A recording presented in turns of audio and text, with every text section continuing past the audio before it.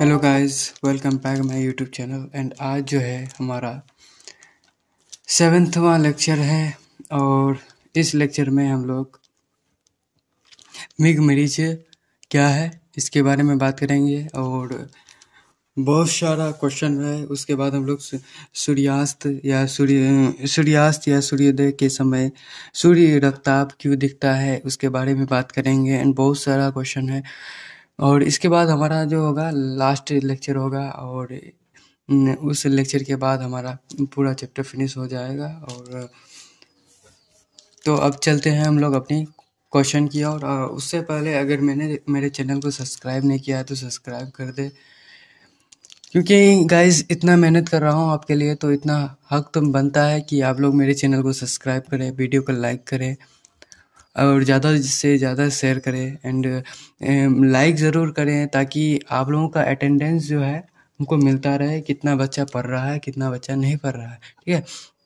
And अब चलते हैं हम लोग अपनी क्वेश्चन की ओर। तो मिग-मरीज क्या है?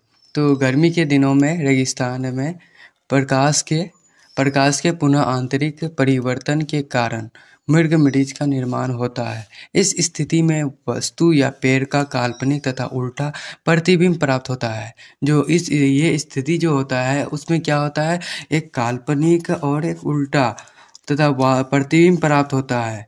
ठीक है, और जैसे कि तालाब के किनारे में मौजूद किसी वट वृक्ष जो वृक्ष होता है का वृक्ष का तालाब के पानी में प्रतिबिंब दिखता है गर्मी, उसी प्रकार अगर हम लोग इसमें पैराग्राफ चेंज करके लिखेंगे कि गर्मी के दिनों में रेगिस्तान में जब बालू गर्म हो जाती है तो हवा गर्म होकर ऊपर उठती है। इस प्रकार नीचे के गर्म हवा का अपवर्तनांक कम और ऊपर के अपेक्षा ठंडी हवा का अपवर्तनांक अधिक होता है। इस प्रकार वायुमंडल में क्षैतिज स्तरों का निर्माण होता है और जब किसी सतह पर आपतित होने वाले प्रकाश किरण का मान क्रांतिक कोण के मान से अधिक होता है और वह पुनः आंतरिक की घटना घटती है, तो इस स्थिति में रेगिस्तान में मिग-मरीज का निर्माण होता है।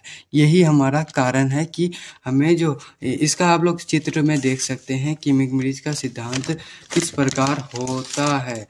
एंड रेगिस्तान में जो पेड़ होता है उसका जो यहाँ पे जो गर्म हवा होता है वो ऊपर उठने लगता है और उसका जो क्षैतिज रेखा होता है उसमें और ऊपर का ठंडी हवा का जो अपवर्तनांक होता है उसका बदलते रहता है और इसके कारण हमारा जो ये बंदा जो है ये हमारा जानवर देख पाता है कि ये हमारा मिग-मरीज का सिद्धांत ये मिग-मरीज का निर्माण होता है जो हमारे अपोजिट साइड में एक पेड़ दिखाई पड़ता है। ठीक है, इस तरीके से हमारे रेगिस्तान में जो व्यक्ति फंसता है इस तरीके से वो भटक जाता है।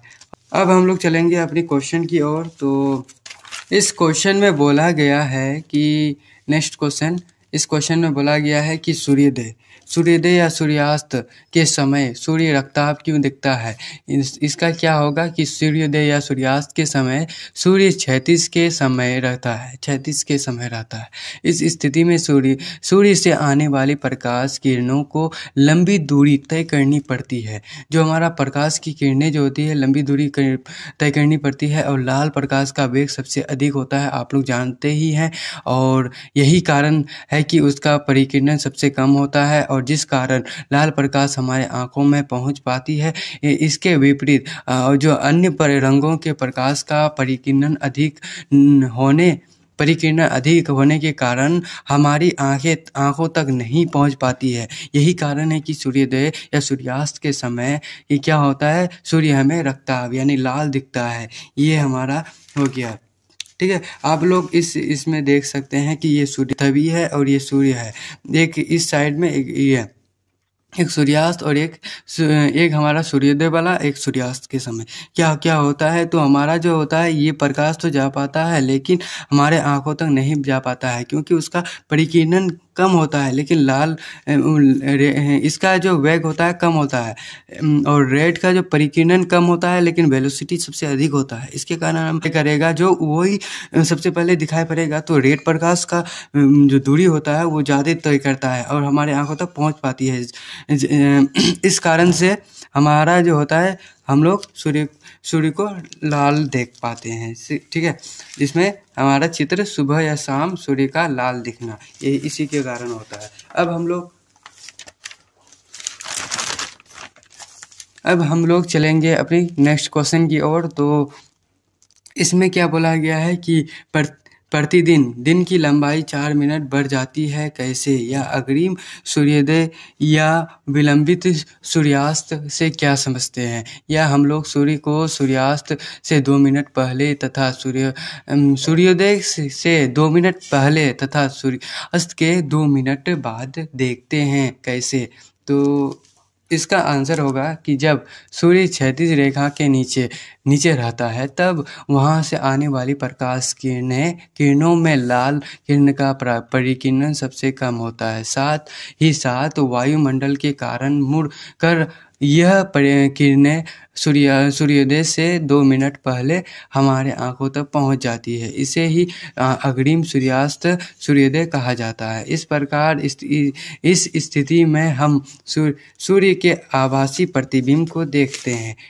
अब क्या होता है कि ठीक इसी प्रकार जब सूर्यास्त के समय इस सूर्य क्षैतिज के नीचे चला जाता है तब 2 मिनट बाद तक भी सूर्य से आने वाली लाल किरण का कम परिकिरण और वायुमंडल अपवर्तनांक के कारण हमारी आँखों तक पहुँच जाती है और हम सूर्यास्त के 2 मिनट के बाद भी सूर्य को देखते हैं। यही इसे विलंबित सूर्यास्त भी कहा जाता है। इसे हम लोग विलंबित सूर्यास्त भी कह सकते हैं। और इस प्रकार प्रतिदिन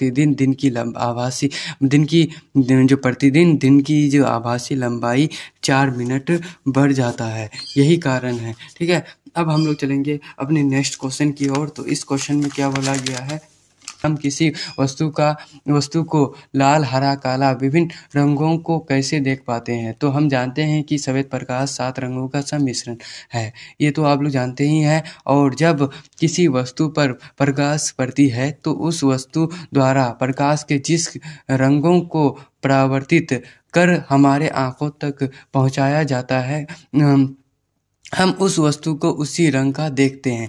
और लाल या हरा वस्तु क्रमशः वस्तु के लाल या हरा रंग को परावर्तित करती है और उसे हम लाल या हरा देखते हैं। जो सफ़ेद वस्तु होता है वो क्या होता है, प्रकाश के सभी रंगों को सोख लेते हैं और किसी रंग को परावर्तित नहीं करती है और हम इसे काला देखते हैं। इस प्रकार हम किसी वस्तु को लाल, हरा, काला विभिन्न रंगों का देख सकते हैं। ठीक है, ये हमारा इस क्वेश्चन का आंसर हो गया। अब हम लोग चलेंगे अपनी क्वेश्चन की ओर। तो नेक्स्ट क्वेश्चन में क्या बोला गया है, लाल गुलाब को नीले कांच से देखने पर काला क्यों दिखता है। तो इसका क्या रीज़न है। ठीक है, तो हम यहाँ पे आंसर में क्या लिखा गया है कि लाल गुलाब को नीले कांच या नीले प्रकाश देखा जाता है, नीले प्रकाश द्वारा देखा जाता है, तब लाल गुलाब होता है नीले प्रकाश को अवशोषित कर लेती है और कोई भी प्रकाश परावर्तित नहीं करती है और लाल गुलाब काली दिखती है, यही रीज़न है। ठीक है, अब हम लोग चलेंगे नेक्स्ट क्वेश्चन। और इस क्वेश्चन में क्या बुलाया गया है कि सफ़ेद कमीज लाल प्रकाश में लाल और नीले प्रकाश में नीला क्यों दिखती है।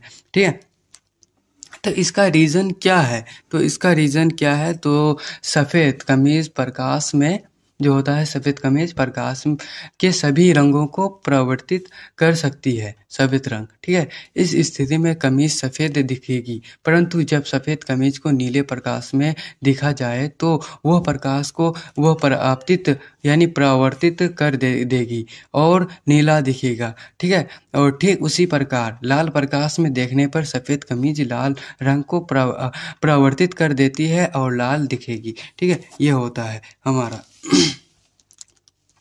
एंड अब जो है हमारा इस क्वेश्चन में क्या बोला गया है, नेक्स्ट क्वेश्चन। तो इसमें क्या बोला गया है, समय जो हमारा सामान्य नेत्र 25 सेंटीमीटर से निकट रखी वस्तुओं को सुस्पष्ट क्यों नहीं देख पाती है। तो क्यों नहीं देख पाते हैं हम लोग, तो 25 सेंटीमीटर जो होता है हमारा निकट, जो हमारा जो न्यूनतम दूरी होता है 25 सेंटीमीटर होता है। इसको आप लोगों को ऑब्जेक्टिव में पूछ सकता है बिहार बोर्ड में। ठीक है, और इसमें क्या बोला गया है कि 25 सेंटीमीटर निकट रखी वस्तु से निकट रखे वस्तु से आने वाली किरणें मानव नेत्र के रेटिना पर ठीक से फोकसित नहीं हो पाती है, और इसका कारण ये है कि हम नेत्र लेंस की फोकस को एक निश्चित सीमा से नीचे नहीं घटा सकते। यही कारण है कि 25 सेंटीमीटर कम दूरी पर रखे वस्तु का प्रतिबिंब रेटिना पर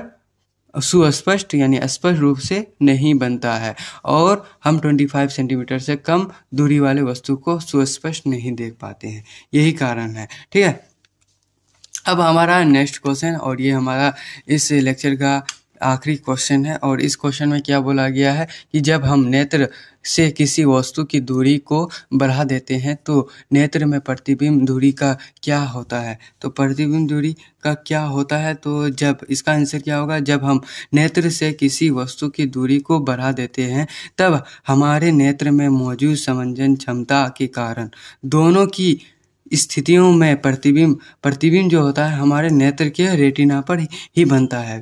ठीक है, और अर्थात प्रतिबिंब दूरी अपरिवर्तित रहती है।